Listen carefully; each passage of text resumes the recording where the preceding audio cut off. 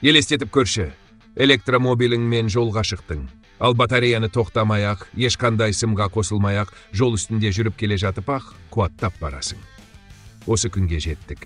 Бұл енді ертегі емес, шынайы өмірге еніп жатқан жаңа технология. Америкада, Израильде, Германия мен Швецияда арнайы жолдар салынып жатыр. Олардың астында магниттік өріс тудыратын катушкалар орнатылған. Ал сенің көлігіңнің астыңғы жағында сол қуатты қабылдайтын арнайы қондырғы болады. Сол арқылы батарея жол үстінде жүріп келе жатпақ қуаттала береді. Қарапайым тілмен айтқанда, бұл кәдімгі Wi-Fi секілді, бірақ интернеттің орнына қуат. Мысалы, Детройт қаласында алғашқы сынақ жолы ашылды. Израильде де автобуспен жүріп келе жатып қуат алуға болады. Швецияда тіпті ауыр жүк көліктеріне арналған трасса іске қосылған. Мұның бір үлкен артықшылығы, енді көлікке үлкен батарея салудың қажеті жоқ. Демек, көлік жеңіл болады, арзан болады, табиғатқа зияны да азаяды. Жай ғана жүр.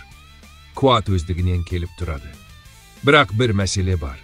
Мұндай жолды салу өте қымбат.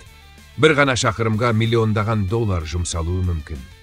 Сондықтан әзірге бұл сынақ ретінде жасалған қысқа жолдар ғана.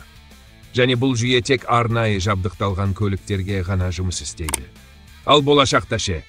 Болашақта барлық жол осындай, ақылды жолға айналса, ол сені тек қуаттап қоймайды. Жол апаты жайлы ескертеді, бағытыңды көрсетеді, қуатты үнемдейді, тіпті көлігіңмен байланысқа да шыға алады. Қозғала бер, тоқтауға еш себеп жоқ. Қуат жол бойында. Болашақ дәл алдыңда.